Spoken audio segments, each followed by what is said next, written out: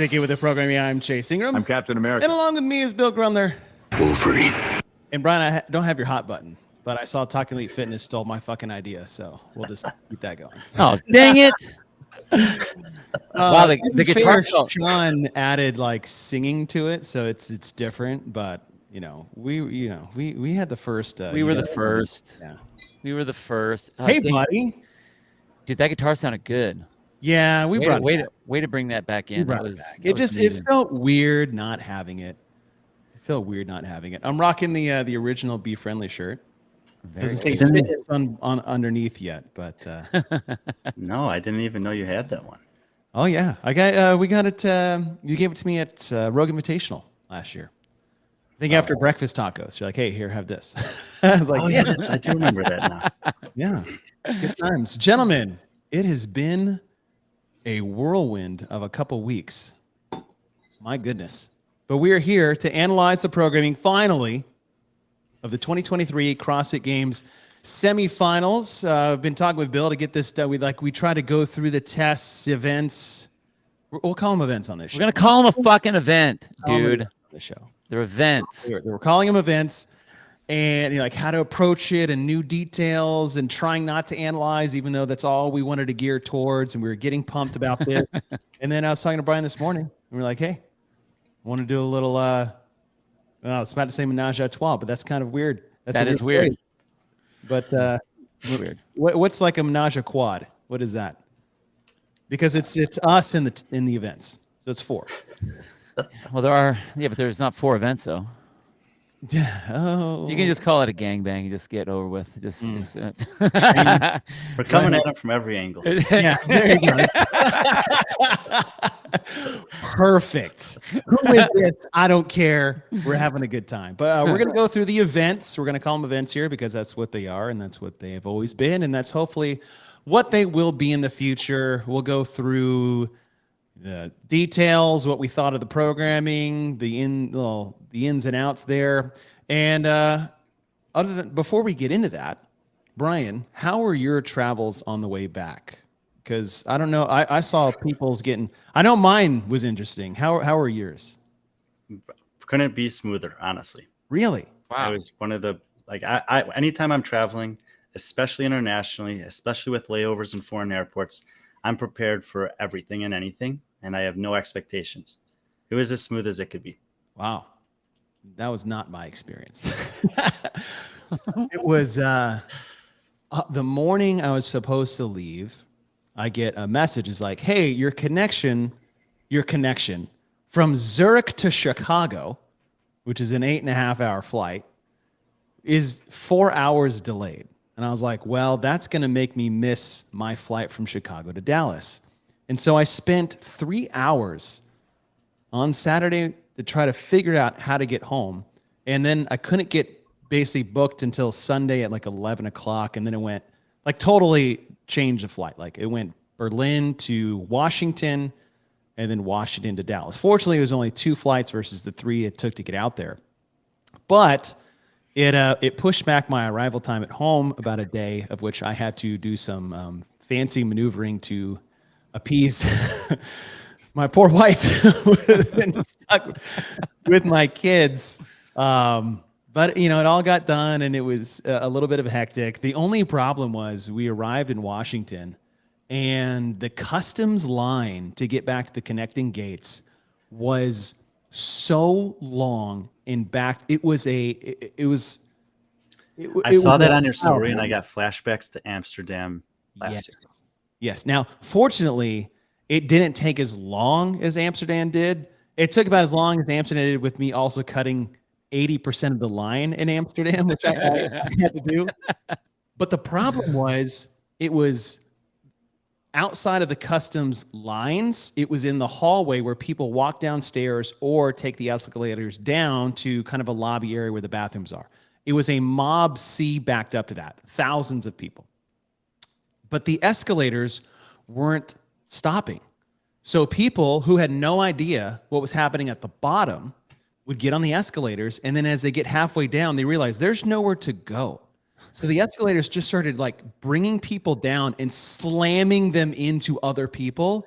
And right before we were about to get in like a mass stampede panic because you heard some people starting to like scream, they shut the escalators down and then everybody stopped. And then it was like, 2 hours to get to the line. Fortunately, my connection was like 4 hours. So, but it was, it was wild. And yes, Jules, I'll be doing global entry immediately. Do you have that, Brian? Yeah. But that's when I arrive in the States, and it is so easy, like absolutely. Yeah, global entry in the States is ridiculous. But I had a layover in Madrid, and we had to go take a long train from one terminal to the other, and then you're. Yeah, didn't you have like a 40-minute like? Yeah, but I was actually traveling with Bennett Looper from CrossFit Mayhem's media team. He just happened to be on the same flights as me to Madrid and then back to Chicago. He had to take one more down to Tennessee, but yeah, we took this train and then we had to go through the customs line. I mean, there's no way around it, and it's like European passports this way, everyone else that way, and that's including the U.S. And so, but it was a fairly smooth process. We made it with time to spare. So nice. Well, it's good to be home. Brian, you traveled all 3 weekends, Orlando, Pasadena, and Berlin. What was that like? The only thing I can really say is that I just love this stuff.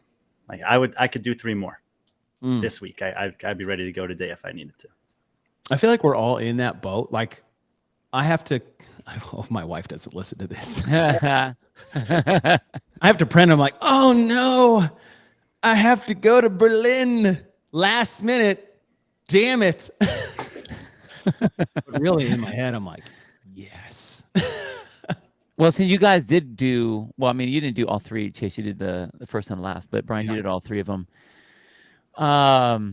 It was interesting sitting back and watching the whole thing, and I kind of threw this in the chat before we even got started. Before we get down into like the nuts and bolts of the program and all that kind of stuff, give me a 1-word definition of the semifinals. 1 word.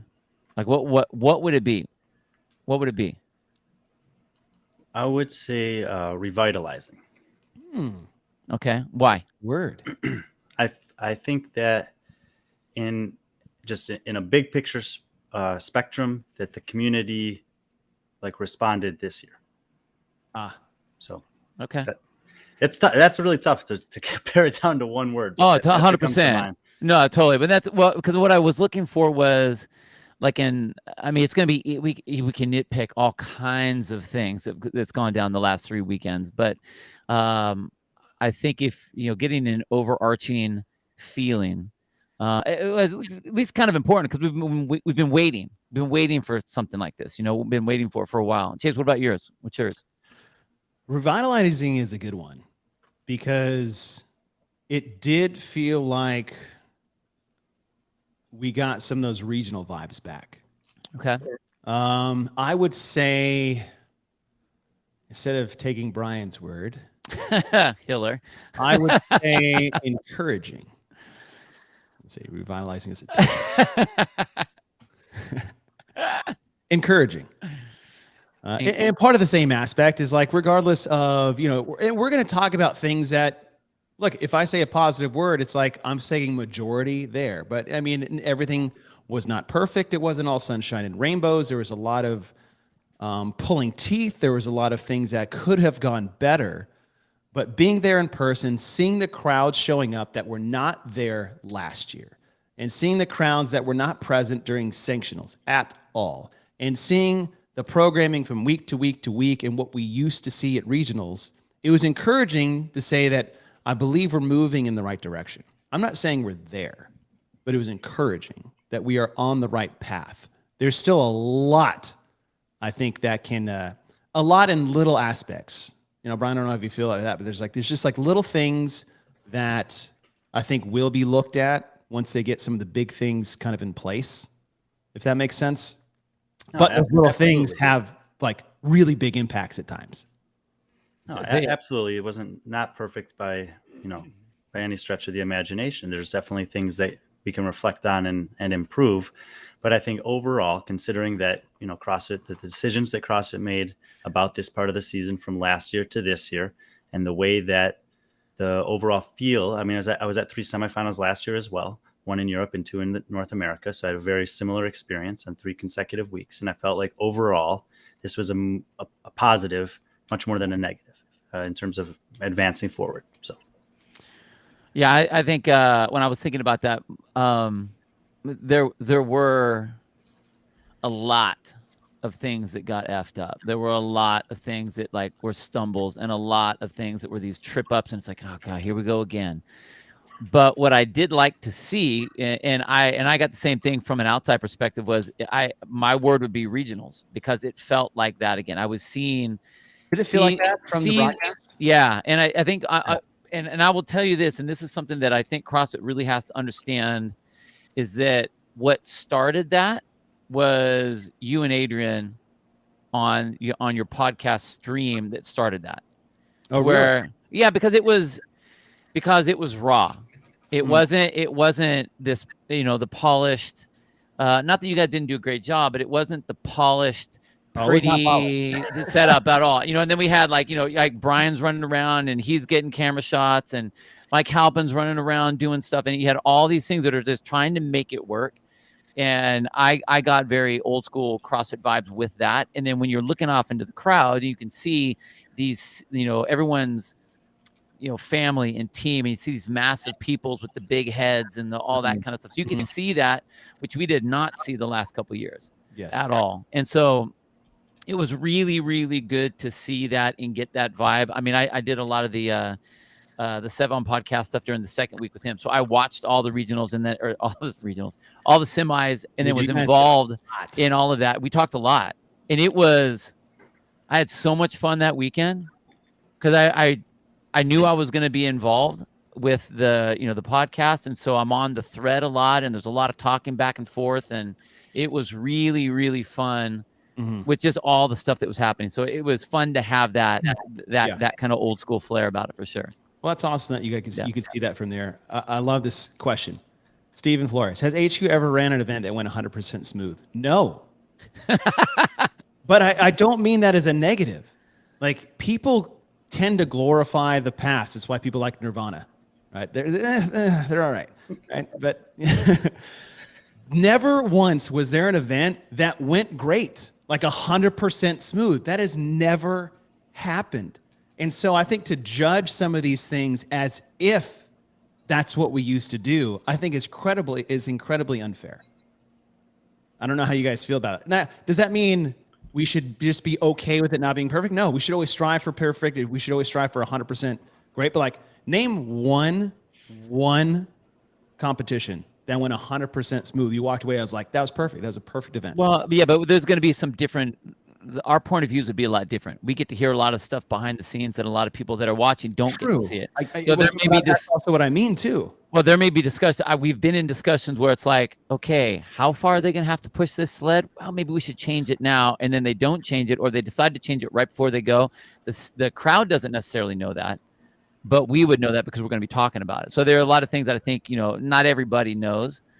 So But I just mean that as like, let's take a bit more of a positive approach here when asking that question. But I think it's a great question. I think everyone, no matter all of the things that happened, and there were a lot of things that happened, I still think that everyone was really fired up about being there, for sure. Yeah,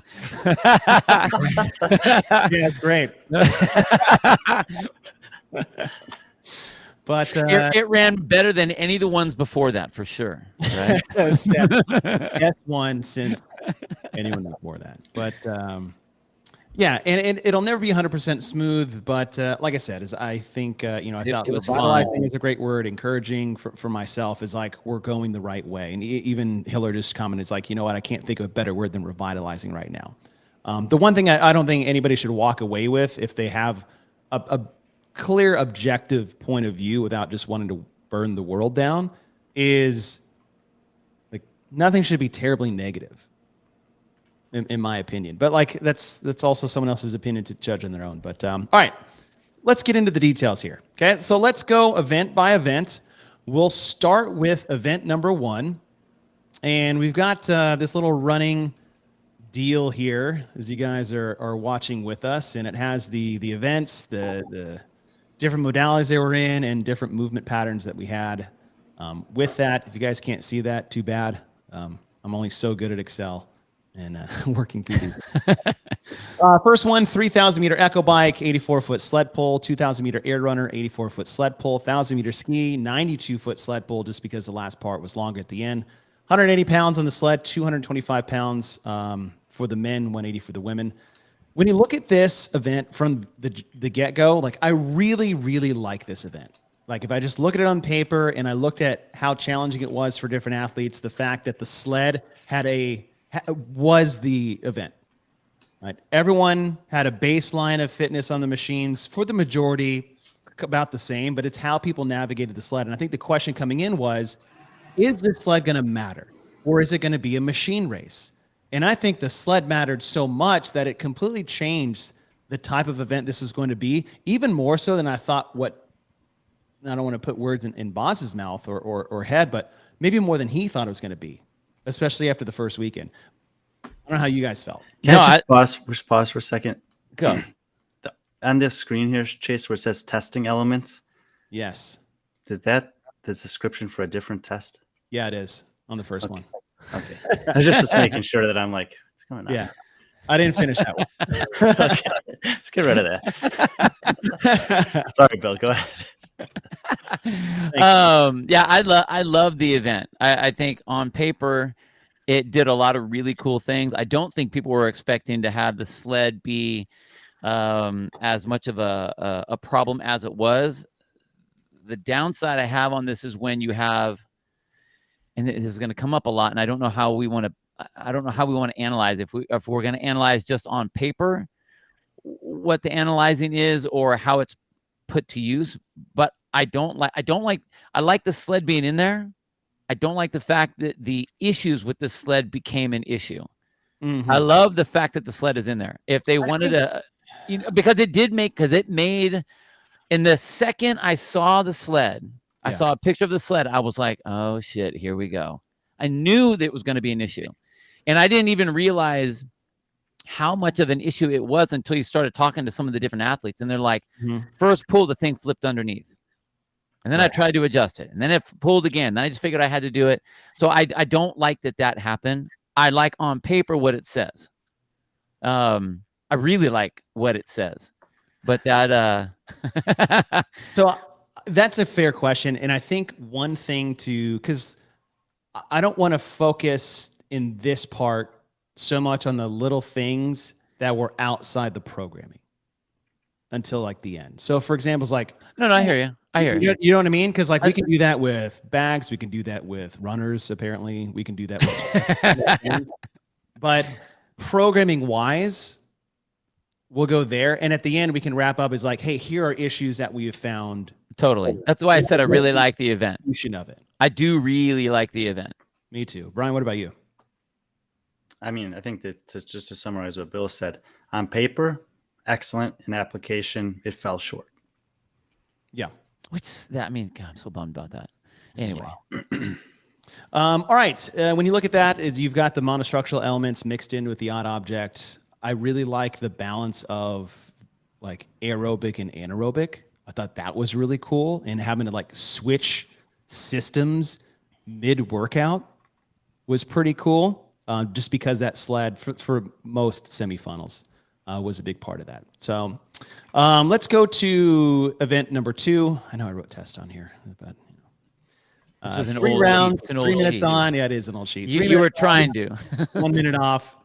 5 ring complexes, which is a toe to ring, muscle up, and ring dip. 20 pistols, 5 on each leg. And then max burpee box jump overs in the time remaining. The men wore a 20-pound ruck. Women wore a 10-pound ruck. Men jumped on a 30-inch box, and women jumped on a 24-inch box. When I look at this by itself, I think the big thing that jumped off the page to me was the ruck. Right? Is the ruck in here to be a hindrance? Is the ruck in here to like make it a better overall test, right? I can say it's a better overall test, not better overall event, because what are we testing? And in my head, when I'm looking, especially when I span 3 events, right? We've got this like monostructural element and then this odd object thrown in there. We have gymnastics element with an odd object thrown in there, which is the ruck. And then we have the weightlifting event and an odd object thrown in there with dumbbell bench versus that.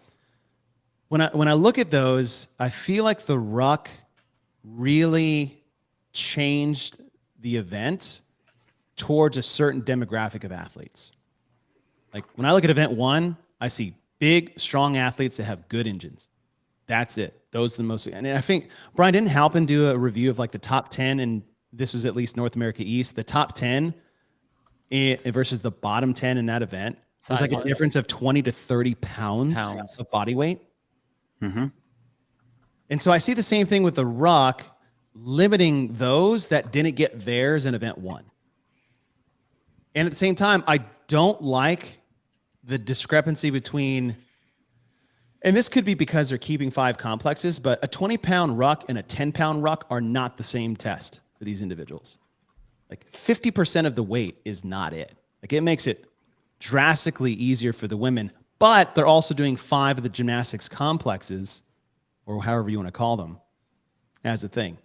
What I would have liked to seen is make the complex a complex, right? If you're going to call it a complex is unbroken. Barbell complexes are unbroken, things like that. The pistols themselves, saying those are unbroken, that was not an element of the test itself. Those were, I don't really know what you would call that. And if I wanted to see a body weight race, I really personally, I think the ruck was unnecessary. That's how I feel about this one. Go, Brian. And the last piece is that the scoring for this was unnecessarily weird. Ooh, yes, that's a great one. Good call. It's I don't think it's a good feel or look for anyone if you're just scrolling through the different regions that took this, that did this test or event, and you see a bunch of zeros on the board. Mm-hmm. And in some cases, there are a lot of zeros on the board. And we understand there is a tiebreaker that's built into it, but you didn't need to have that. You could have just done it exactly as it was written, which is for total reps. And you count the complex as a rep because it is one. You got the single leg squat as a rep because it is one, and the burpee box jump overs. And guess what? At the end of the day, the person who did the most burpee box jump overs is still winning. Mm-hmm. And then you don't have to have weird, not uninformed nuances to a tiebreak system. It's just like if you didn't get any and neither did the person next to you, then who got the furthest otherwise? Right. And I think that all of the things that you listed, plus that, really ended up being a distraction from what could have been a fun and valid test. Yeah. And that's a great point about the scoring. That's a huge part. You're right, because who wants to see zeros when you don't need to have zeros? If you're doing work, there should be reps on the counter for sure. I agree with you, Chase. I don't think that the ruck was needed. I like when you have the first event, which is a long kind of power output event, a lot of time put on there, whereas this one should be set up to be an all-out sprint. And the ruck, I think, stops that all-out sprint to where people are really racing. They're trying to manage that ruck just because it's weird. Everyone's used to doing it with the vest. They've all done, muscle ups with vests on, or doing workout work with vests on. So it's a little bit more normal, but I could see the ruck being used at like the games, because that's when they do things that are way outside of the normal. They would do more of the outside of your normal kind of training setup. But what I wanted to see here was I wanted to see people race, not to see people break up a complex because they're trying to manage the grip. All of these athletes can do muscle ups. All of them can do dips out of the rings. All of them can do this number. So why slow them down with that ruck on? Like, let's see them go. Right. I want to see Marissa Flowers. I mean, she was flying. I know. She still did well. Like, gymnasts still did well if they could handle the complex. But totally. But I want to see them. Right. How bad they were in event 1 is how good they should have had an opportunity to be in event 2. Totally. And some didn't get that opportunity because of the ruck. Right. And so I think on paper, like this, it's one of those ones that it seemed like confusingly programmed. Like it's almost, I wasn't really sure what they were trying to get. Like, but it's like, what are you really trying to get here? I think it would have been absolutely a beautiful workout to have the complex have to be done unbroken, to have everything else set up exactly the same. You take the ruck off and you score it as 1 rep per complex, 1 rep per your, for your jumps, and 1 rep for your pistol and your burpees. Yes. And you let them go. Let them go. I'll add one more thing. Sorry, Brian. we talked about ruck, we talked about scoring. I'm going to talk about AMRAPs in competition. AMRAPs in competition like this, there's a reason why we've done very few of them ever.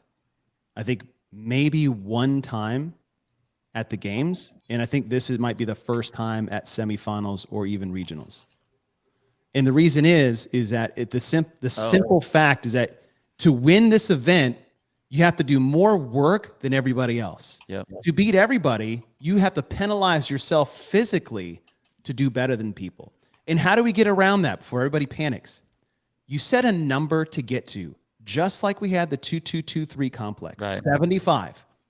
You take the ruck off, you make the complex unbroken, you make the pistols legitimately unbroken, and it's just burpee box jump overs at the higher box, and you've got 3 chances to get to 75, or make it 4 chances, whatever you want to do. Or just pick 60, right? 60 was the number we barely got to, which means that's the number everybody can get to without a ruck. Pick 60, do it 4 times. That way everyone has to do that number. And if you get done early, you get the benefit of that. So doing AMRAPs in competition, I think is in live, like in the open, I get it. Like it doesn't matter. It's 1 test a week. It doesn't matter, right? But in live competition like this, I think it's a detriment to the field. And I think there was another opportunity here. Muscle ups and pistols in particular are 2 movements that have been under scrutiny for movement quality over the past couple seasons. Mm-hmm. And if you remove they were being watched very closely, especially the press out on the muscle ups. And I know that some athletes felt that there were some inconsistencies or they were being unfairly judged in that regard or whatever. If you take the ruck away and you make it that race, you're really putting a premium on execution. Because if you get that no rep and you have to do another complex up there, it's not that it's so demanding anymore as the ruck might have been, but it's that you're losing that time. Right. And so then you really also, in addition to obviously giving the athletes who are just have the capacity to possibly win the workout, you also set a standard that it's like, make sure you get those right. Because if you take an extra little second at the top to make sure you lock out every muscle up and dip, you might be spending a total of 2 or 3 seconds that you didn't want to spend. But if you miss one and you have to come back down, then that's 10 extra seconds or whatever. And you're really setting yourself up for everyone else to run away from you. I think the ruck exacerbates that.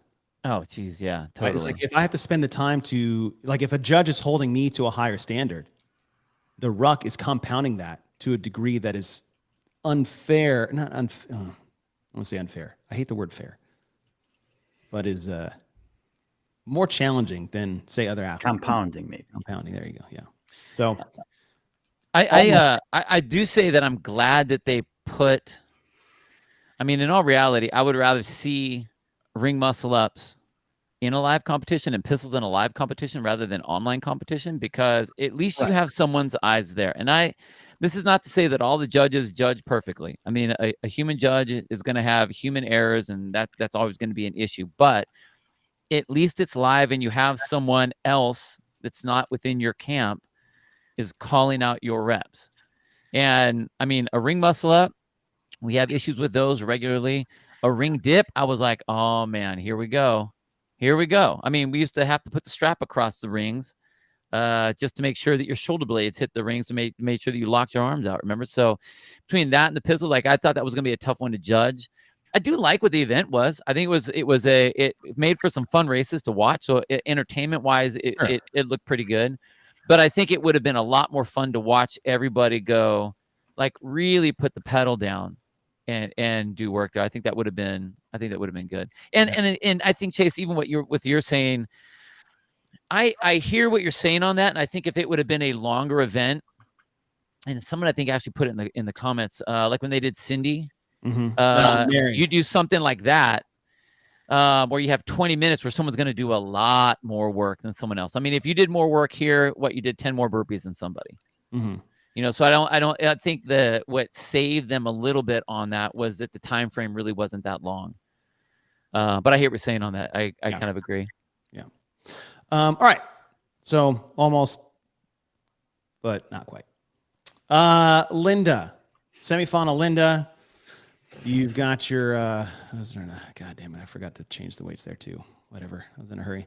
Deadlift, bench, and squat cleans. 10 down to 1. Oh, before we get into this, real quick, someone messaged me about this because, Bill, we've had this happen before. It's like people trying to sell an argument about Elizabeth. Oh, yes. I'm not even going to ask the question. Just tell me the answer. Squat clean. Thank you. You're welcome. There you go, Dana.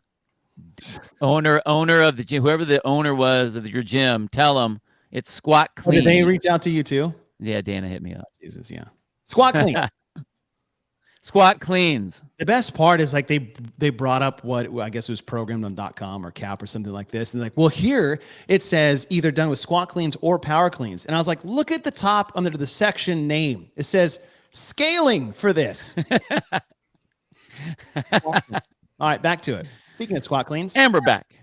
Okay, Linda, it's one of Boz's favorite workouts of all time. He loves the 10 to 1 time frame. This is actually his first workout he ever did before like getting into CrossFit. So I'm not really surprised to see this out here. The dumbbells, that was the whole workout. Like how could you handle the dumbbells? Like everybody out there is pulling deads, no problem. Squat cleans are done in singles. Like nobody's separating themselves because they could handle the barbell better. It's who could move the dumbbells better. That was it.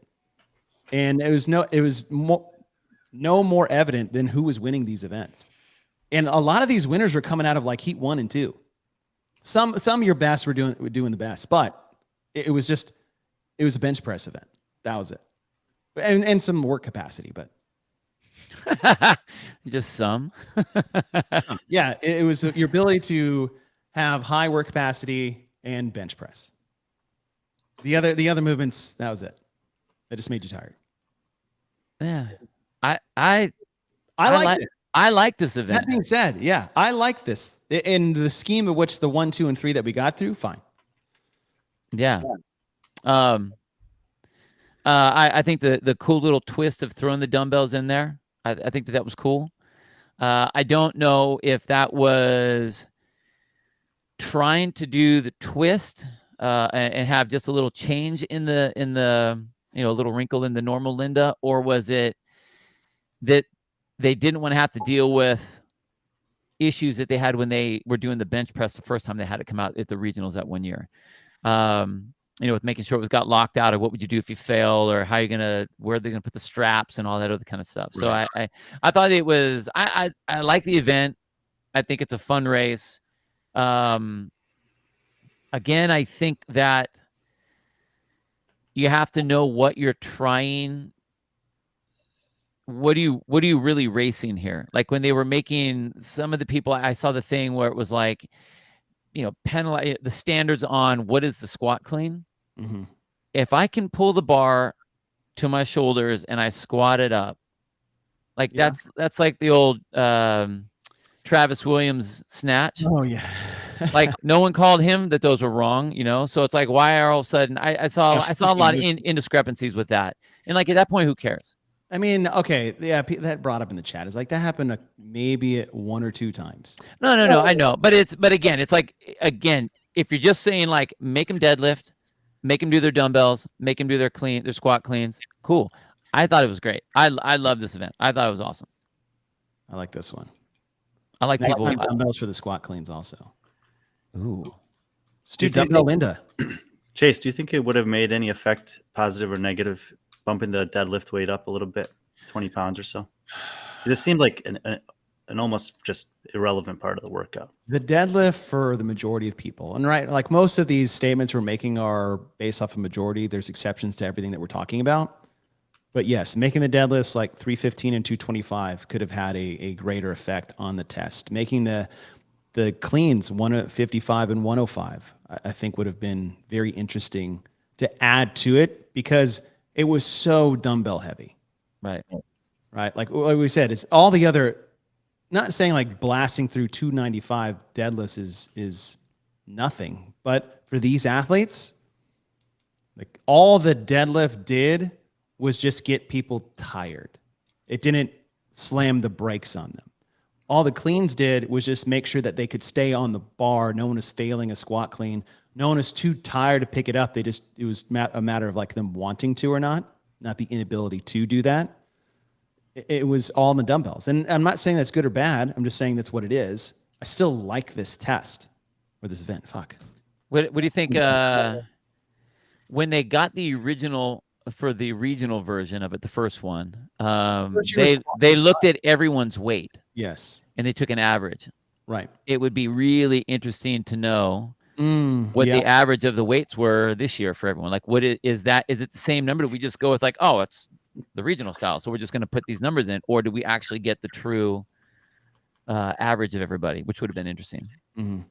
Well, the weights are just whatever they choose to report on their games profile anyway. There's no True. accuracy there. You know, at the games, we should just like do a whole like combine weighing and measuring and like pull up athlete stats and finally just plug them in for ourselves because these guys just don't write shit on them. Yep. Weigh them, get their height, get their wingspan. Like that'd be cool. Yeah, and then there's- like you have their athlete profile, just like they're in this like 3D model and it shows like age, weight, and like statistics. That'd be freaking awesome. There's another element of programming that I think not everyone always talks about, and obviously there are logistics of time and space as well, but is how digestible is the workout? How enjoyable is it to watch? And the last time we saw Linda in competition, they were running heats of 10 and the barbell for the squat cleans could move forward every round. Right. And in this with 20 athletes and only progressing it after the rounds of 7 and 4, it's very, they did have the flip cards, but it still felt like it was just very difficult to actually like grasp how far ahead certain athletes were from others and who was necessarily in the lead. I mean, even with 3 or 4 of us watching on site, there were times that we were not aware of the person who was in 3rd place or 2nd place or whatever. Right. Yeah, that was a CrossFit fan would enjoy it. If I was not a CrossFit person and I was to watch it, I wouldn't know what was going on. Yeah, it was hard. I wouldn't have any idea. Well, I'll tell you, it was like near impossible doing like our podcast coverage of it. We just had to wait till somebody moved into the next section. We're like, all right, we're back on track. Because I don't know if it was like 10, 9, 8, or 7, and then they'd move forward, and then I'd have to guess. I'd have to watch people's numbers. And honestly, I didn't even know where the flip cards were. Well, that's what I was trying to help you guys out. But even if I'm looking down the line, like there's 20 cards to look at. And by the time I look and see someone flip over here, there might have been 3 people that flipped over here, and I don't know which one flipped first. Yeah. And the problem was it's 20 people per heat. It was a shortened field because they're going the width of it. Like, it's just different. That being said, overall, on paper, really like the event. Like the workout. I like the 1, 2, 3 that we have set up. All right, let's move to 4 and 5. So 4 being a 6-minute cap of 800-meter run into a max snatch, and then test 5 being 8 snatches at 185 and 125 into an 800-meter run, 1 for weight, 1 for time. We'll go to event 4 first. That played out way better than I thought it was going to. In my head, I thought it would just be kind of a mess. I didn't think anybody would really hit good weight. But after it unfolded, what those athletes were able to do in a matter of 2.5 to 2 minutes was absolutely incredible. Absolutely incredible. So that portion of it, I thought was I really liked event 4. I didn't really care for it on paper going in, and then after seeing it after week to week to week, it was exciting, regardless of how you feel about people running on treadmills for 3.5 minutes. But the ending, the last 30 seconds of every heat at every semifinal was insane. Like, I really did like event 4. Go ahead, Brian. Yeah, I mean, I think everything you said is accurate. The biggest confusion that I have when it comes to test 4 is why the tiebreaker didn't also come from test 4. Because when you choose to set up the floor, you've decided that the minimum plates available would be 2.5. And when you're asking people to do this kind of lifting in a short environment, whatever, you know that there are going to be ties. And so at least they had the foresight to say that there should be some tiebreaker. Right. But the fact that it came from a future test is something that I strongly disagree with. And I think it was super easy and obvious to just have the run in that test be the tiebreaker. And I think I don't know anyone who has disagreed with that I've spoken to, because then you're forced to make a little bit more of a decision on that run of, okay, I know that I'm going to snatch 265 to 275, and there's likely going to be 20 guys that hits one of those 3 weights. Do I want to go for it a little bit on the run and give myself a better chance on the tiebreak wherever I end up landing or not. Totally agree. Yeah, the first run, it was worthless. It didn't mean anything. It didn't even need to be there at all. Like if it was all about finding a 1 rep max, then give them the full 6 minutes to find their 1 rep max, because it really didn't matter at all. If like what Brian's saying, what you're saying, Brian, if you would have had it to where that was your tie break, then at least people would push the run to get something out of that. It's always fun to watch people hit big weights. It was really cool to see Tudor Magna hit what he hit his was 325. Yeah. Some of those big lifts were incredible, but I don't know why. I don't know why we have to have a 1 rep max at every stage of the qualifying up to the games. It seems like we kind of overplayed that, and I would have really seen something different. And we talked a little bit about this, Chase, where it was not so much how much can you lift, but how many reps of something could you get. So now do the flip of 5 instead of doing the, okay, how fast can you get these and then do the run for your time. You have to do this distance and then how many of this rep can you get? 225 or what? Even pick the 185. Pick the 185 and say, okay, or pick a number. Whatever. Well, yeah. Well, I didn't want to do the exact opposite of the other one. I know, but when I talk about my your AMRAP stuff, staying for the AMRAP, I have to be consistent. So I do have to change my thought process there. But I'm with you. Well, either that or just take it out then. Well, I mean, that's what we'll do, because we're going to go. I think we're on Thursday. We're going to basically reprogram the semifinals, and that's going to be part of the things that we brought into. I would say overall, what I enjoyed the event. Having something heavy in there again, I think is another chip in the concept that we're having of this is favoring a certain type of athlete. 100%. We didn't need to have that in there. We didn't need to have a 1 rep max in there. Right. What was I going to say? So me personally, I didn't like the first event. I didn't like 4. It's always fun to see people lift, but I don't, program wise and what it fit in. It was worthless, I think. And that's the thing is, like, I enjoyed watching it. I think when you look at on paper and how it fits with the whole programming, even if they're combined, it's like, okay, who are we like gearing this test towards, right? And when Boz looks at putting them together, like, this is a format that he likes. He's done it twice so far. He did it at the games with shuttle sprints and shoulder overhead. Can you run fast? Can you lift heavy? Right? That's old. Like, this is like Flowmaster programming. Okay, did we though? Did we? Right, but then you look at we did on that one. That's right, and then you look at the open, and you have the shuttle runs and burpee pull-ups, and then the thruster. And we're looking at conceptually what we do with our CrossFit training methodology. Like, that's where you see this test arrive for the 3rd time with this type of format. Oh, I was going to say something. Shoot. Make the run count then if you want them to run and lift heavy. Oh, here's one. Brian's 100%. The run needed to count as a tiebreaker. Yep. I am surprised we didn't have a time check on the run. Like, you have to run faster than a 3:15. Shoot, use the same numbers we took from Jackie Pro. That's a good idea. That'd be fun. 3:15 and 3:45, I think. You have to run faster than this, and it is your tiebreaker. Now the run matters twice. My follow-up question to you guys is scoring, kind of like Brian talked about in event 2. Should this been worth 100 points each in a 7-event test being the overall thing, or should this been 50? Because at the games it was 100, but we had 13 or 14 events, double the opportunities for people to shine. And one was a collection of run times, not just a one-off, and a collection of reps at a certain weight. So it was 100 and 100, but a double the events in the overall test. Here, 7 total events, 200 points, just back to back like that. Do you guys think this should have been 50 and 50, or are you okay with the 100 and 100?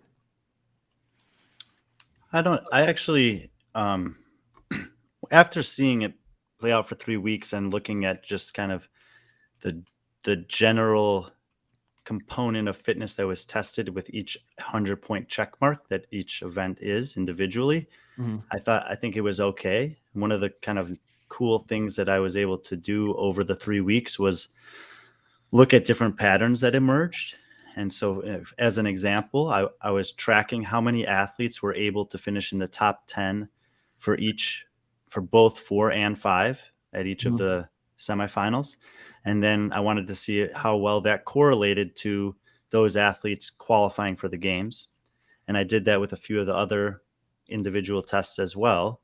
And I think that in the buildup, there was a lot of conversation about if they're both worth 100 points, that you're double weighting snatching and running.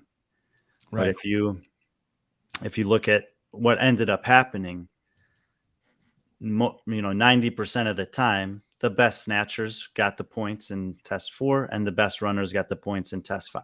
And there's 10% of an outlier for a few kind of random things. But overall, if you were looking to have a lifting test and a running test, and your thought was that they balance each other out, then I don't necessarily see the problem with the hundreds. Okay. Bill? I think between the two tests, you're basically getting test 4 if you would have made test 4 count. You have your running segment in 5. You have your lifting segment in 4. If you want to do, if you're trying to see, can you lift heavy when you run fast, then put them together. Make them lift heavy and then make them run fast, and then put them together as a one, either as one event or as weighted 50 and 50. And I know, Mike, the math is all weird. Like, I get it. I mean, it's a good point. Now, which his or mine? Halpin's question or comment is, how do you split 50 points across 60 people? Right, and that's an issue. I mean, and I know that, but I think I'm waiting for Tyler to jump in and say something about Z-score. I can Z-score the hell out of that. What are you talking about? I don't know. I just think that those two events, I think they were both foul tips, honestly. I don't think that they added a whole lot to what we're doing. We saw the big lifters lift big, and we saw the good runners run. And it was like, okay, cool. Totally. And we're not trying to find specialists right now, so that should have been blended together better. And we didn't need to have a runner again when we already had the runner in the beginning. I think this is a games test that made its way into semifinals. And I go back to, if we had more events, fine. With only 7, 2 of the 7 being geared towards specialists specifically, and the first run not having any impact on the specialists so they can lift their weight or any tiebreakers. All right, let's shift gears to 5. And for me, this one was, it was exciting, right? A foot race. Everybody's excited about that. Everybody's going touch to go. Like, I remember in JR and Taylor's overview of this on their, what is it? Shut Up and Scribble. What is that? What it's called, Brian? It is. Shut Up and Scribble. And I commented, I was like, if you want to win this, you have to do touch and go. And that became a topic of conversation, which I thought was curious. And then you watch everybody do it, and you're like, yep. There is no other option than to go touch and go. And then it was a runner. And then watching this over 3 weeks, heat after heat after heat, I was like, either the weight was too light or it didn't need to be there at all. You could screw this one up. There were definitely people that ran the first 400 too fast and paid for it on the back 400. Right, but the barbell didn't really screw them up. You could either do it unbroken. You can miss pace. Yeah, you can absolutely miss pace the 800, but it wasn't as an influence, I think, of what the barbell did. It was just your decision to run too fast. Yeah, I mean that's the 10% that weren't just evaluating their capacity for running was the people that couldn't move the barbell well enough. And if you couldn't do them touch and go, then you basically had no chance. But I didn't.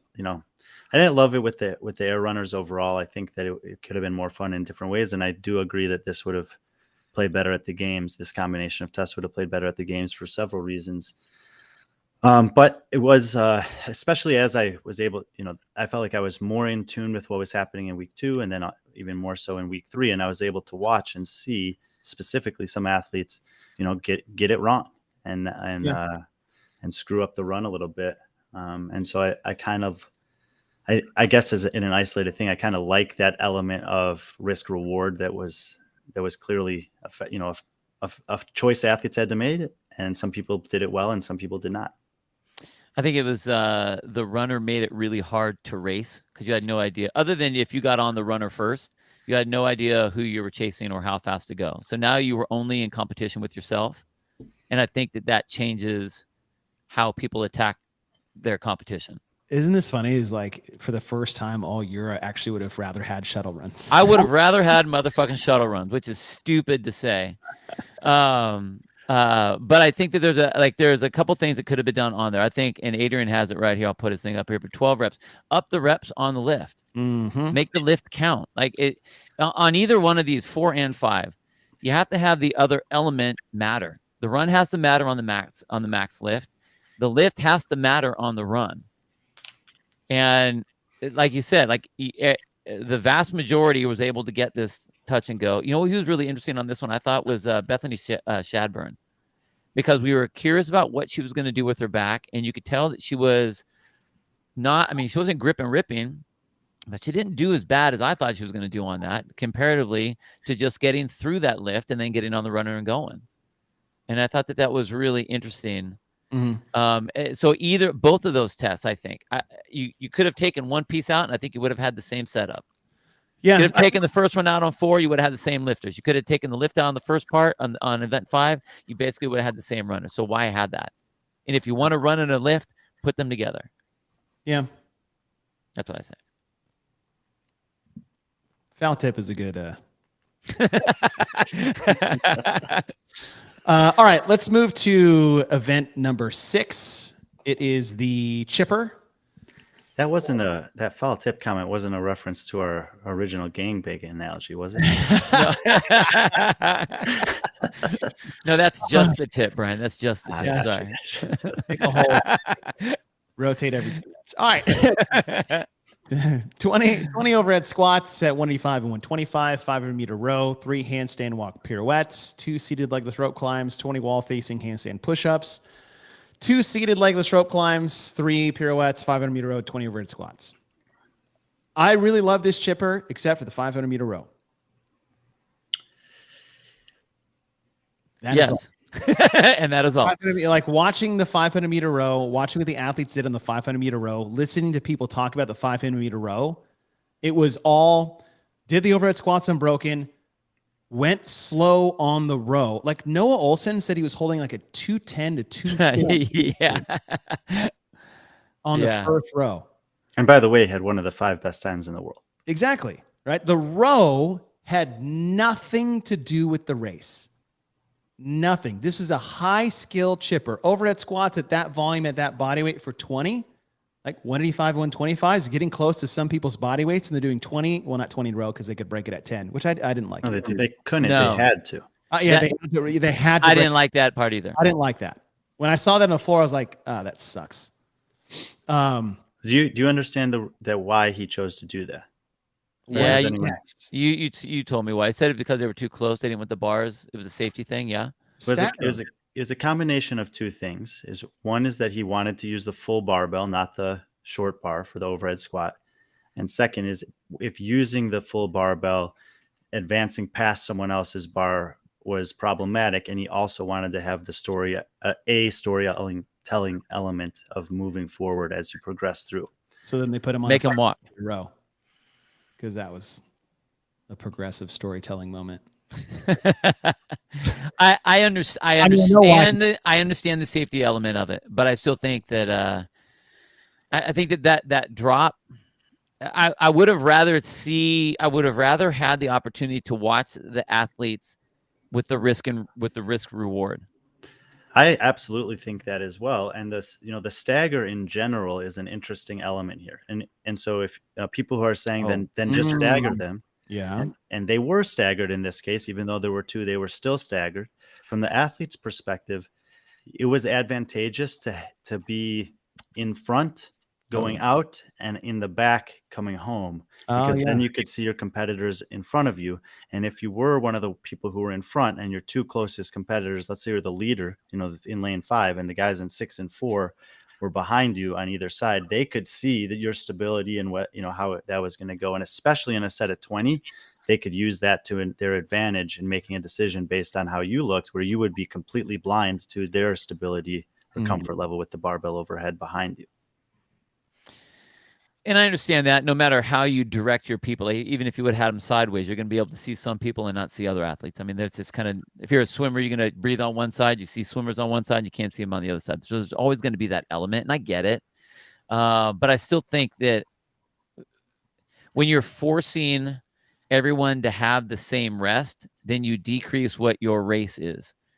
Like if you're saying you have to put the bar down at 10, okay, well, yeah, but this is where I could hold on for another 10. Like I could make up some distance here, especially if I know I'm going to be resting at the 500-meter row. It's a weapon. Yeah, and if you want to parallel it with the other set of 20 in this chipper, those that could do 20 strict wall-facing handstand push-ups were able to capitalize on that. Yeah. Those that could do 20 unbroken overhead squats at the end had less of an opportunity to do that. Now, they still could take a shorter break, 10 to 10, and squat snatch and get right into that second set, but it was certainly taken away to some degree. I agree. That's a great point. And what if they made them do 10 handstand push-ups, stop, and then do another 10? It's like now you're giving everyone. You mean like they used to with wall balls? You do 50 here and then 50 right, and then you have to turn around. Yeah. and if you could do that, yes. And that is an element that changes the programming. Yep. When you infuse breaks in there. And outside of that, the handstand walk pirouettes, I think it was actually great. Like that was a cool wrinkle. I thought it was a neat gymnastics test. Nobody should be surprised that was in there. They had those at the games, and here they come here in a handstand walk. Cool. Wall facing handstand push-ups. Great. We did them in quarterfinals, and then they're back here. Fine. Everyone got vetted through that. The legless rope climbs only being 2 from the seated position in the standards which they had. I thought that was a really cool standard to bring those back that we didn't get in the alpaca. I really like that. The 2 issues here is the break that they forced in the overhead squats, regardless of the reason. There could have been better reasons for that, or to not have it. Just don't, like, if you say storytelling, which is not you, Brian, I know Boz said that, but then you put them on a row where nobody gave a shit for 2.5 minutes.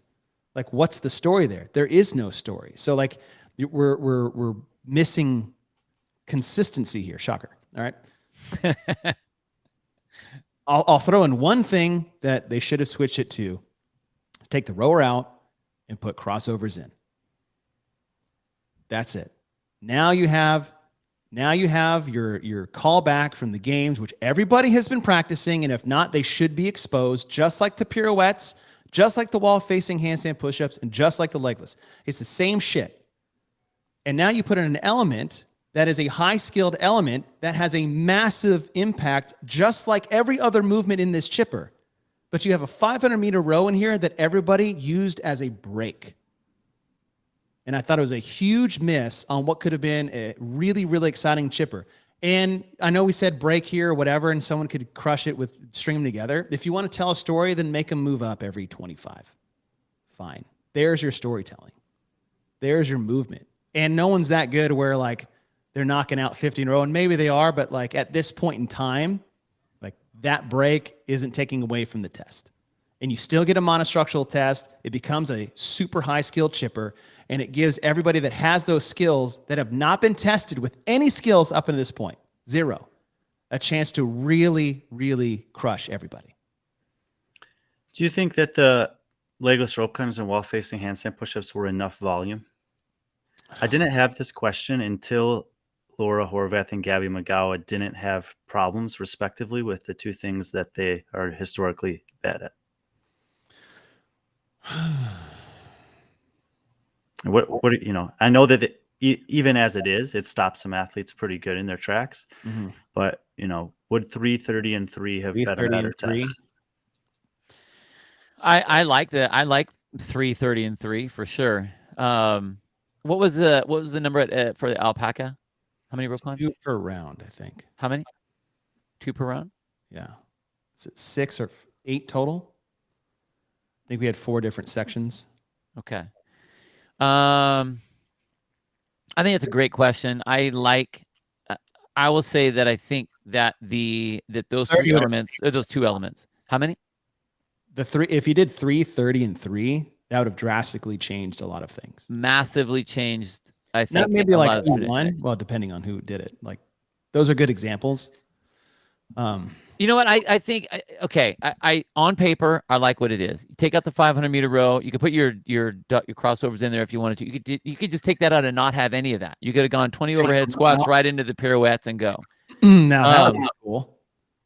Actually, right? that would have been great if you just took the row out. Just take it out. Because I loved how everyone slowed down. Everyone really went quick on those first 2 rope climbs. Mm-hmm. And then they really had to manage that second set. And there were a lot of people that just exploded on that, men and women. And I thought that was really interesting. I love the fact that they had to go up and down. I love the fact that, I mean, I didn't see anybody, and correct me if I'm wrong, you guys saw more than I did, but I didn't see anybody at least I saw a lot of close ones coming down the rope where their butt didn't hit first and they got a no rep at the bottom. I didn't see any of those, which would have been, man, I think it would have gone in like. Would anybody finish in some of those other regions though? They did that. Did they? Well, that's a more big picture question about, and I think John Young brought up a comment of this a while ago about it. Is the quarterfinals appropriately vetting for the semifinals? Or, that's a big conversation. Honestly, no. We've already talked about that. Right. We are the overall programming up to this point has been inconsistent with what we're trying to do. I think that we've missed the mission statement, getting the certain athletes to each of the different stages. Personally, that's why I would say that, like, even with these numbers here, 220 and 2, I still think that it did what it needed to do based on the field. I would have loved to have seen 3:30 and 3, for sure. But I on paper, not taking the breaks, seeing it as 20, whatever with the row, the 3, the 2, the 20, the 2, the 3, whatever with the row, and the 20. Not a structured break. I like it. How about this on paper? 15 overhead squats, and then 3:30. 3, 3, 33, 3, 15. So you get like 30 overhead squats, 30 handstand push-ups, 3 of everything else. Those 3s, you take off the 0, it actually goes to a 15, like just numbers-wise. And I'm taking the row out. Then you get like that old like throwback to the 15 unbroken overhead squats at body weight. Are we retooling right now? No shit. Sorry. So I think that the overarching theme is here. This one had a lot of potential, and maybe 1 or 2 decisions prevented it from kind of being what we had hoped it would be. It's like I really wanted to love it, and it's right there, but I just liked it. I didn't not like it. Like it provided lots of drama. Yeah, I did. I liked the event. I liked what it was. I did too. Yeah, I liked what it was. It wasn't perfect, no, but it was fun. And if you just look at the the original rundown, overhead squats, you got to squat and pushing to support that overhead position. You look at the row, it's a leg drive and a pull. Then you go inverted on a handstand pirouette, and that's more pushing in an overhead position. Then you do seated rope climbs, and you got to pull. Handstand push-ups, push. Rope climb, pull, push, pull. You get this little push-pull back and forth between each movement. I really like that part too. Totally. Just look at movement patterns. It blends monostructural weightlifting and gymnastics. It's a long chipper. It's high skilled. You couldn't necessarily fake your way through it, right? You may have gotten rewarded with volume to help you out, but if you had the inability to do this or you paced it wrong, which some people did, you paid for it. So overall, I did like it, and it was necessary.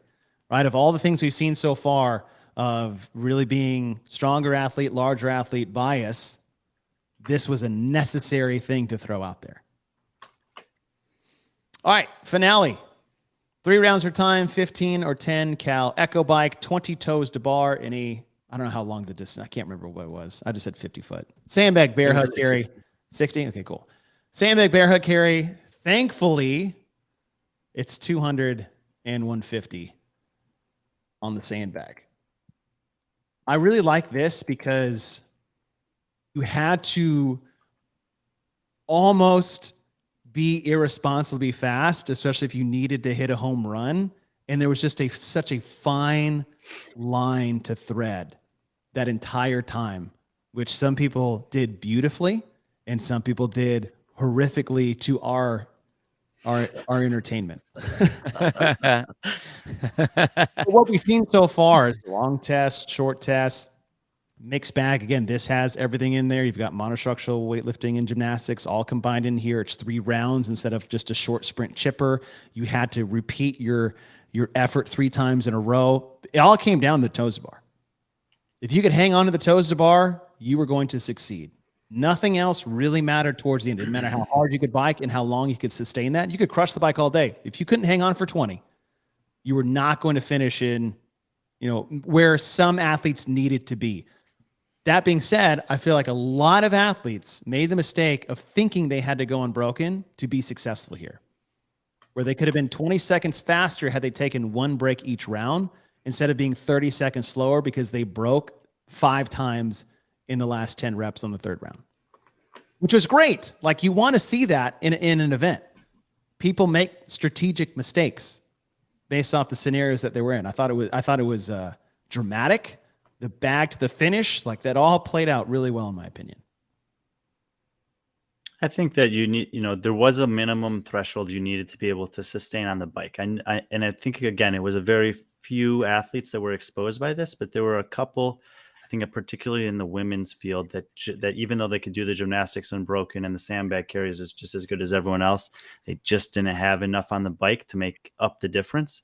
And I also think that what you were saying about the toes to bar in the last round is critical. And if you think about it as a total set of 60, it's like, well, how many breaks am I going to take here? And if it's 1 per round as opposed to 3 or 4 in the last round, then maybe that does make the difference for some athletes. Or even if it's just taking 1 just as a caution in the second set. And it was cool because you did see a lot of different strategies, but I feel that what really the athletes were feeling was the pressure.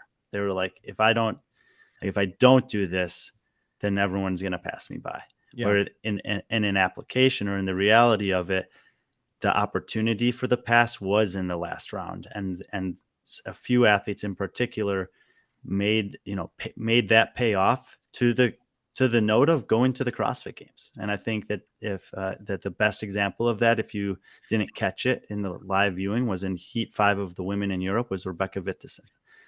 That made a move in the last round of the toes to bar that passed several athletes in her heat and ultimately several athletes on the leaderboard overall and got her the last spot into the games.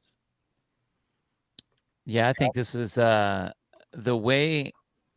I think honestly, this is probably one of the best designed events of the weekend. And the reason I say that is because there's a high risk reward weight to it, and you have it at the end when you need it. You have the sandbag carry, which is the finish. So it's not a photo finish opportunity. It's kind of like when you do lunges to the end to see what the finish line is. You have this building drama for the people that are watching, but also for the athletes that are on the floor trying to get down. You have all this weight in front. You're trying to get down there without falling. And if you do fall, how fast are you going to get back up again? Trying to get down there. I like the fact that the bike, you needed to go fast on the bike, but it wasn't about the bike. And I think that was... Well, it was if you made it about the bike. well, yeah. But that's what I mean. It didn't have to be. Like, man, I saw someone... Who was the guy in the European region? I think he came off, I don't know, 15 seconds or something like that. Oh, yeah. Like I was Moritz. like, what the yeah, hell Moritz. was that? How did he do that, man? He did the same thing last year in Amsterdam on that final event. I know. And it's incredible to see that. Like, that's awesome that you get to see that. And that's just like Brian said, there's a lot that was riding on this event, which forces a lot of pressure onto the athletes to be like, okay, are you going to be able to do what you need to do to get the points you need? Which is it just reckless abandon, or are you going to be smart about, are you going to have enough patience to go, okay, it's round 3. Even though I know I can get off this thing in 15 seconds, That's what Hopper did in the East. Yeah. It's like he took the first 2 rounds strong, but he saved something for the 3rd round. And I was talking to Matt, and he's like, as soon as he got on the bike for the last one, he was like, freaking send it now. Yeah. But someone did it better than him, and that was Dallin Pepper. Man. Big boys with big engines. I know. After watching all 3 weeks of semifinals, I mean, obviously you couldn't know after week 1, but it's like, go back and watch those guys do that test. That was ridiculous. Yeah. And honestly, James Sprague did as well in his heat, but it wasn't the tune of the same time as Dallin. The cool thing about this test was with all of these different variables and elements of it, I think at least in the 3 big semifinals, that the final percentage was like basically 2/3 of the athletes that placed top 10 on this test also qualified for the CrossFit Games.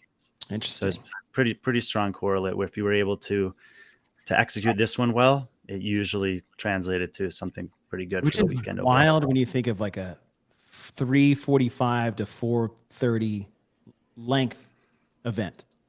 Usually like those longer, like some people would probably be like, oh, test 6 probably was because it had a little bit of everything. I mean, this did too, but it was so fast. It's surprising to see that might be the one that is the indicator of top performance. I know there are people that will push back on this, but in the studying that I've done of the athletes at the top of this sport, that 4, 5, 6 minute time domain, if you want to be elite in this sport, it's one of the things that you have to have mastery of. It's just past the full send demarcation, which is usually 2 to 3 minutes at most. And it's not quite into that 8 to 12 to 15 minute range, which is kind of like the sweet spot for a class Metcon or something like that. But the best in the world, 4, 5, 6 minutes, kind of doesn't even matter what's in there. That's where they're always good. Let me ask you guys this. And there was obviously, if you look across all the different athletes that made it through, I would have picked this one to be like, okay, obviously you're going to have your power output athletes. You got to be good on the bike, which would you think taller, longer athlete. But then you have the toes to bar, which you don't want to be the taller, longer athlete. You want to be the shorter athlete, shorter range of motion for the quicker toes to bar. But you can't be too short because you got to get your hands around the bag to move the bag. So all of a sudden we start narrowing this general view of what your athlete is going to look like and what they need to be able to do. So you have to have a powerful, strong athlete that has I would say moderate to short range of motion for most part, but has that power output and has that strength that they could hold that bag for a long period of time. So that, I think you're right, Brian. Like, it does kind of call out the athlete. I could see the better athletes there being the ones that finish. Because they have to have capacity, they have to have intensity, they have to be able to ramp up that intensity to be able to have that output. So, I honestly, it's one of my favorite ones of the weekend. Yeah, I have to echo that because there wasn't a body weight that dominated this test. You had Allison Scudds and Amanda Barnhart basically get the same score, right, in terms of time. You had Emma Carey beating Danielle Brandon, but then you also saw Dallin Pepper, Roman Krennikov, Jason Hopper, and Alex Vigneault, the only 4 men to go sub 4 minutes. So you could excel it as a big guy. You could excel it as a slightly smaller athlete. I think Shelby Neal was the top 5 in her region, which is, and she was within a second of Amanda Barnhart. So it's like, there were fitness prevailed on this one. You had to be kind of good enough at all components of it and not screw it up by going out too hard. Yep. All right. So that's the event rundown, the little details, but we're going event by event as we look at things, but now we got to look at the whole big picture.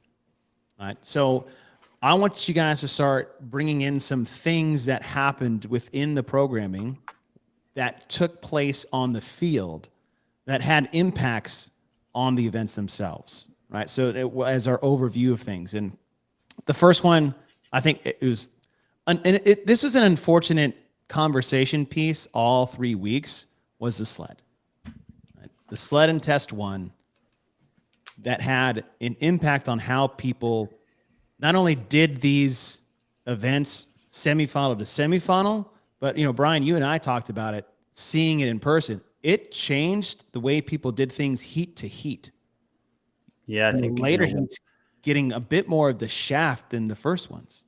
The same carpet sled was used, is from what I could tell, was used for 6 straight heats in a row in the same lane.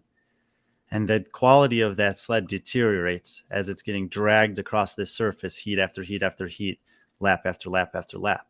And so it didn't have the same integrity for the women in heat 3 as the women in heat 1, or the men in heat 6 as the men in heat 4. If you're just looking at, the order in which they did. I think it was the men first on that one. But yeah. And so, the sled itself was changing heat to heat.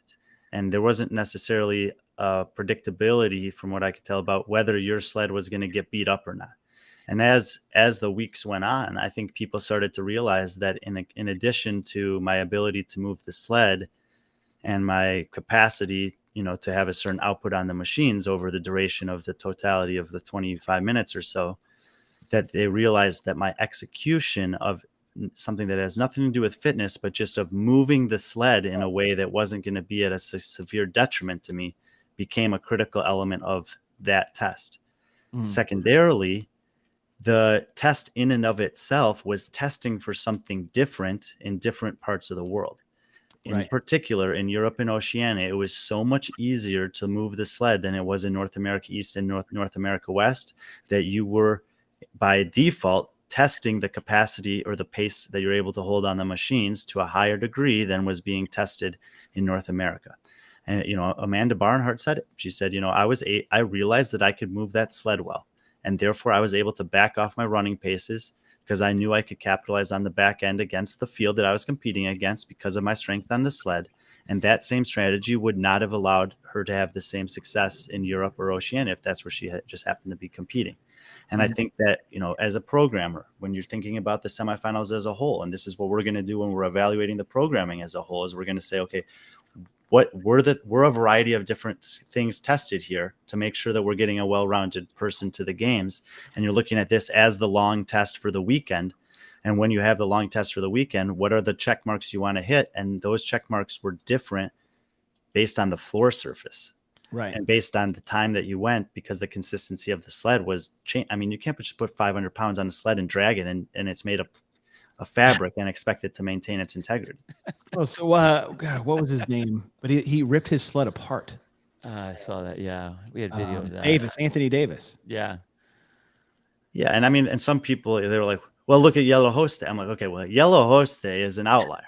The guy was, he was going to be fine no matter what." But we're talking about at the margins. We're talking about people's chances in the CrossFit. I mean, if you just happen to be a lighter athlete in North America, this was massively punishing compared to other parts of the world. That's a good point.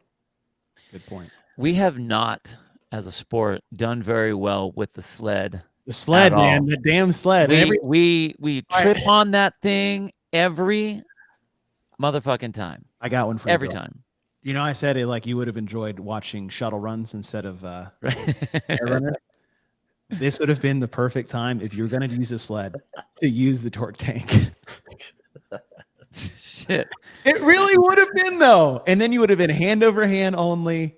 It would have been consistent across the board, barring malfunctions and things like that. But it's funny that I'm saying, oh, man, in this semifinals, I actually really would have rather watched shuttle runs and a torque tank. Well, and once again, when they first put this workout out, I think people were expecting full length of the competition floor pulls, that similarly to the overhead squat. That's right. The athlete that can have that consistent pulling motion and has the muscular endurance in the forearms and grip to do that. And with the forced turnarounds, we lost that element of it. And I understand, like I said, with the Linda going parallel on the floor, that like time is a real thing. And how long do you want to have volunteers and spectators and whatever watch a 30-minute workout? But making those changes sacrifices certain elements of the test.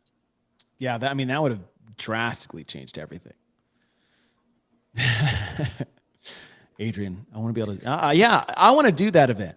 Like, that's the only one I want to do. It's also the only one I actually probably could do at all.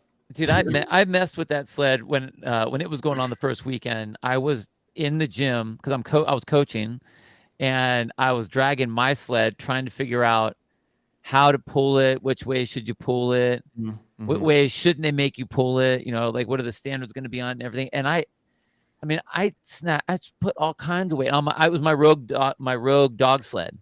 Right. Well, okay, we know that thing's solid. We know that once you get it moving, like, you're good. And then when I saw what the picture was of that, the second I knew they had to turn that thing around, I'm like, this is gonna be a shit show. I know it's gonna be bad. I had my fingers crossed, but there was no way. And what sucks is that now it kills it. It goes from paper looking cool on paper to now all we talk about is all the foul ups of what it was. That's the thing. Like, I hated that we were talking about the sled for 3 weeks, but rightly so. Yeah. When we could have been talking about the athletes' performances in the event. Right. Right. That was an unfortunate thing. Another topic I want to talk about is machines. We had 5 events that had machine work in them. The only ones we didn't were event 2 and event 6. No, that's it. No, Linda. Oh yeah, sorry. Okay, event 2 and event 3. I did some back of the napkin math, and athletes spent over 30 minutes on machines this weekend. And just if you took the time caps only, not what people finished in, it's 89 minutes worth of time allotted for the men and 90 for the women. That means over 33 to 35% of the time cap allotted time was spent on machines. If you just did like the best times, it's probably closer to 40 to 45% of athletes' competition was spent on a machine, which I think is a dumb problem. Yeah. 100%. We don't need to have. We use the air runner 3 times, Echo Bike twice, in different formats with the Echo Bike, right? 3,000 meters versus 15 and 10 cal sprints and interval bases. Like, I get that. Right? If we were to do, and we've said this before, Chase, if we were to have heavy thrusters and then light thrusters and then dumbbell thrusters, people would lose their shit. Yeah. There is no way that everyone would be like, oh yeah, cool, this will be a good workout. Yeah, this will be awesome. No. So it's like, to me, okay, you have all your machines in that first event. They're done. You don't need to see them anymore. We already used them. And it's not like we used them short. We used them for long. Like, we used them. Check the box on that. So now go to some other things. There are other things that we can do. And I think, again, I feel like it was, okay, you over there come up with test 1, and you do test 2, and you do test 3, and everyone comes up with their own idea, brings it together, and it's like, great, guys, that sounds good. Instead of there having some sort of a layout flow. And I'm not saying that he didn't do that. I think that's what it feels like. Because if that was the case, why the hell did we run twice on an air runner? There was no need to do that. None. Like, zero. Especially when one of those runs of the 3 events, we ran on 3 events. Take that back. Yeah. And on one of those, we didn't need to even run at all. At all. It was a waste. So I don't know. Like, the best snatcher still won. So what did the run really do? Nothing. Yeah. Too much or too little, Brian? What do you think? I mean, too much. Patrick's right. Like, if you have a sponsor that's sponsoring the event and there's a significant amount of money in play, and you want to use their machine, that's fine. You don't need to use it 3 times. Flip side. If you want to use a ruck because Go Ruck's sponsoring the competition, that's fine.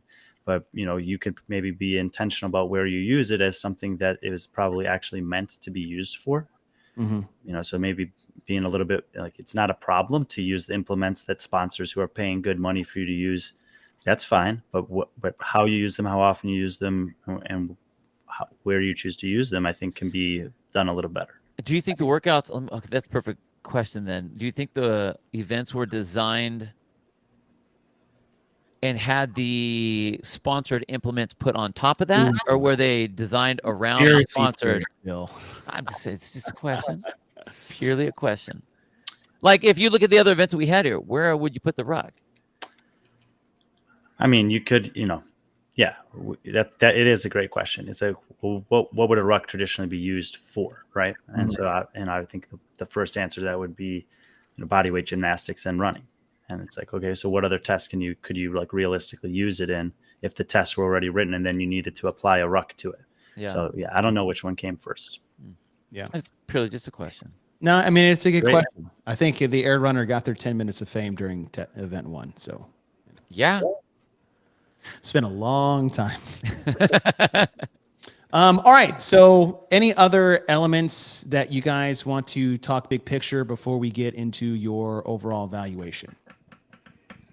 Just general observation is, we had some controversy surrounding the air runners in 2018 with 333, and now we have some controversy surrounding the air runners, in at least one of the tests this year. And I think, I don't know this for sure, but I feel like with the Concept 2 machines that there is an opportunity with the drag factor testing to do some kind of a test on each of the machines, and that there's an allowable error range.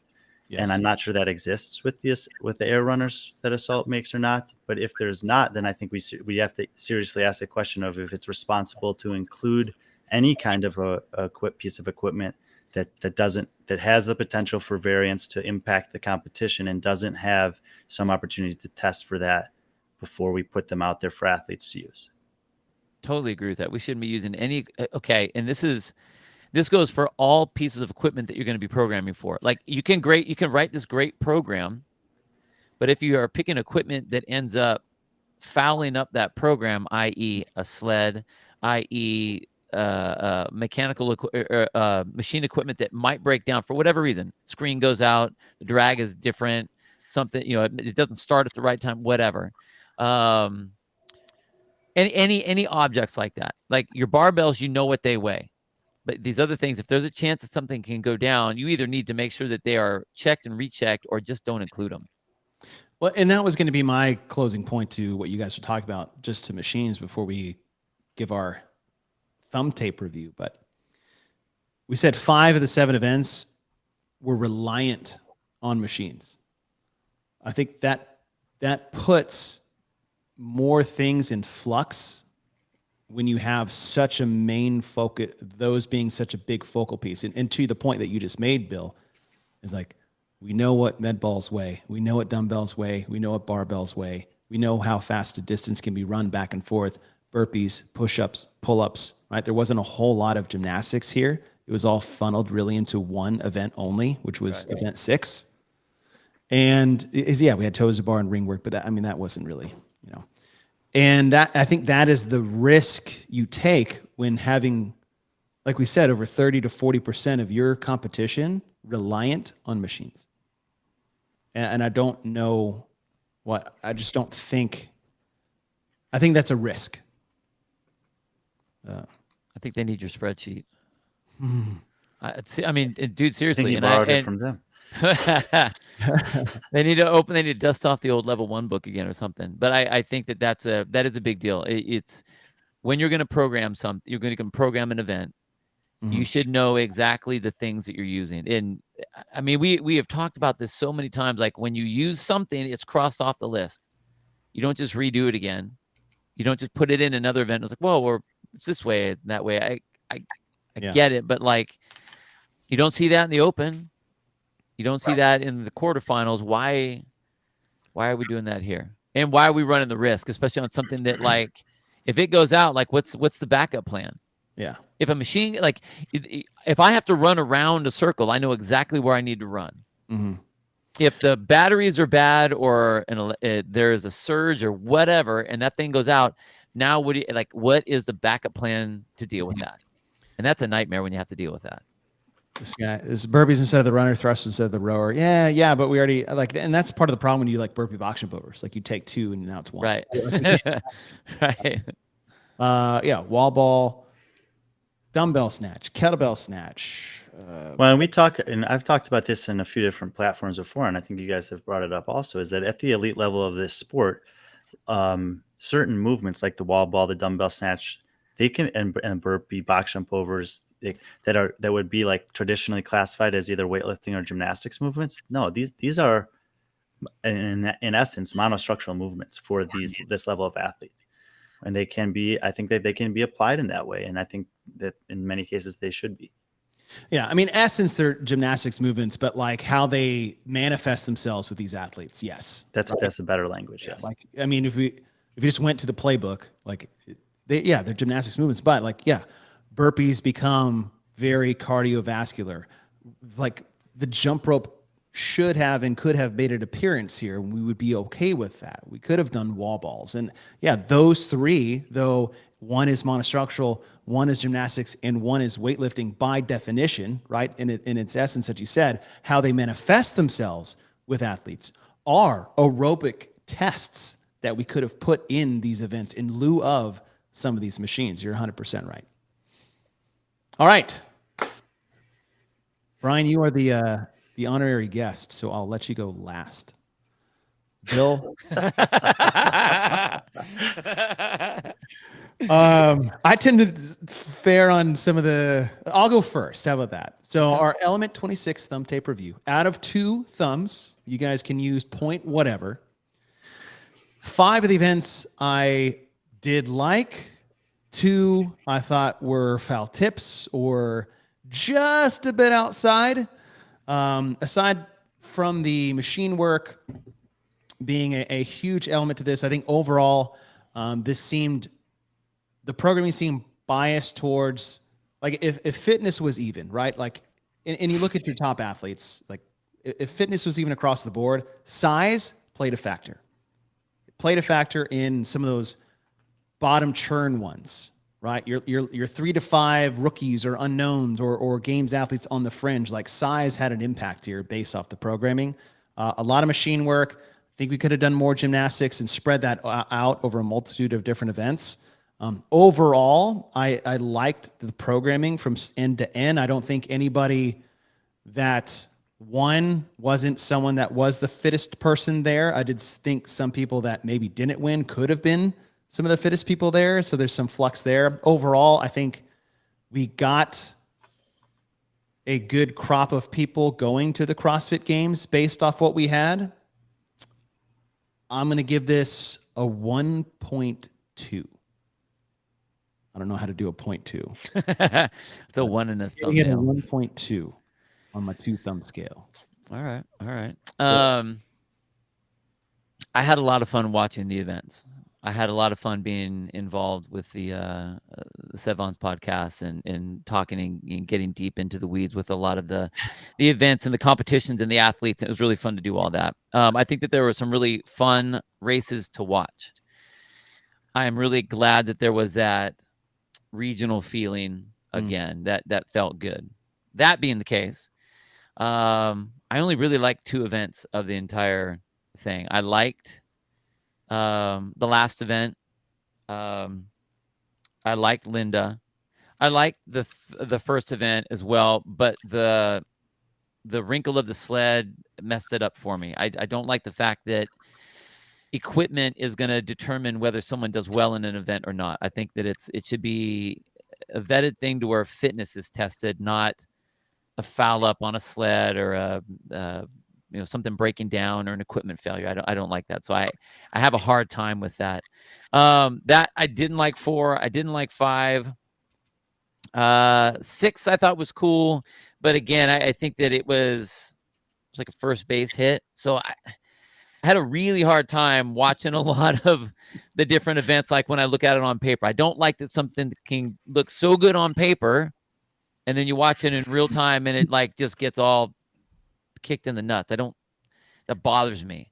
You have your OCD chase with like the 3s and the 20s and the whatever, and that one bothers me. It's like, it looks so pretty, and then you go to present, it doesn't work out that way. So I just feel it was so discombobulated and not tried and true and not really examined to find out if the test was doing what it was supposed to be doing. That being the case, I'll give it a 1 thumb for the regional feel. All right. There Mr. you go. Friend.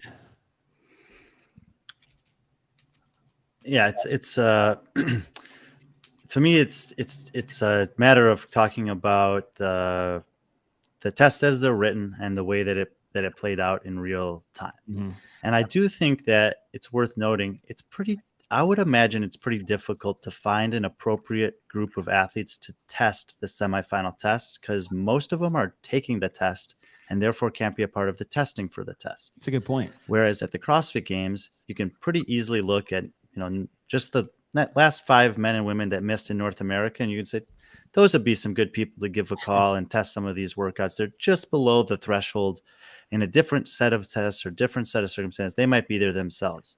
I don't know who he has test these things, but I do think that in certain cases it was just a miss in terms of not necessarily appropriating for either the equipment or the athletes taking the test. On paper, I really liked a lot of these. In application, he's somewhat saved by the fact that the athletes are amazing. And as he says, the athletes make the test and the athletes make the show, and they certainly did. When I try to strip down and evaluate the programming, I'm not really too worried about the bottom 2/3 of the athletes. I'm looking at the top third of the athletes, because those are the ones that we're ultimately looking at and narrowing in at to try to find that's where we need the difference to be. Mm-hmm. And when I look there and I look at what each of the tests was, I try to find that critical element that's being tested. And I think at that level, if you just go test by test, it was your ability to pull the sled, your capacity in the second test, because the rings ended up being a factor for the top. They were a massive factor at the bottom. The dumbbell pressing was pretty much the separator there.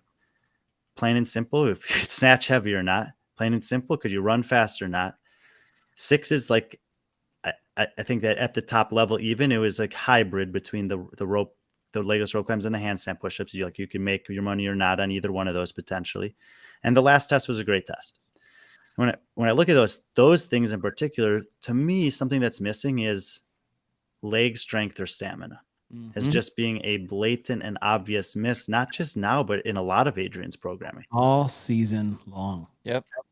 And that's a really confusing thing to me, because just from doing 10 years of training in the affiliate, like there's a lot of times where I get like 2-3 days into a week and I'm like, man, my shoulders or my legs are just toast. And I did all of these tests and I never felt that in my legs at all. Mm-hmm. And I just certainly don't think these athletes did. And obviously you had however many meters of running and biking, like you're using the legs, but I didn't see that critical component of the legs. So for me, on paper, 1.25 thumbs, on application, 0.75 thumbs. We had, and Brian, that's a great point on the leg strength and capacity. And it's been a really weird missing piece all year. And we've talked about that every time we analyze programming. In the open, what was it? Like how many we did like 5 thrusters, maybe, in the open for the heavy thruster. And then what was it in no one was really squatting the snatches that who you're filtering through. Right. And then what did we do? 45 front squats in quarterfinals. You had the lunges. And okay. Dumbbell lunges. Yeah. And then here you had 30 pistols on each leg and 55 cleans done in singles. And then maybe 5 snatches that you squatted. That was it. I think that is the biggest question, the why or what is that trend? I think you nailed it. All right. Whew. Thursday, our second favorite, reprogramming the CrossFit Semifinals. Same time, same place, 3:30. Is that good for you, Bill? Yeah, it's good. Or 1:30 your time? Yeah. Where Bill and I will take a stab. Now, our rules are we putting, how many rules are we putting in here? I think we don't try the to change too much. the least amount of change possible. The least amount of change possible, because it's really easy. Is like, oh, you should have just changed all this shit. Is like, okay, that's not fair, right? We try to be as fair as possible when we armchair quarterback this. Least amount of changes as humanly possible to reprogram To make it fucking awesome. and to make it awesome. Ryan, thanks for joining the show, man. That was a lot of fun. It was damn good to get back on this. We've been missing everybody. Shit, 178. You guys rolling in with us. That's pretty sweet. Pretty cool. Pretty cool. All right, guys. Enjoy the rest of your week. We'll see, hopefully, most of you guys on Thursday as Bill and I reprogram the 2023 semifinals. Congratulations to all the athletes that qualified. Obviously, the big picture here is that we have our field going to the CrossFit Games. Congratulate to everyone who qualified, individual men, women, and teams. And we'll look forward to seeing what comes down the pipeline in August. But other than that, hope you guys have a great week. See you Thursday. Thank you, Mr. Brian Friend. If you guys, make sure you guys go to B.Friendly It is the most trusted name in CrossFit sport or CrossFit. What is the tagline? I fucked it up. I'm sorry. I'm trying to tell you. Let's go look at that shit. Let's go look at that shit. All right, guys. Thanks for joining us. See you all next time.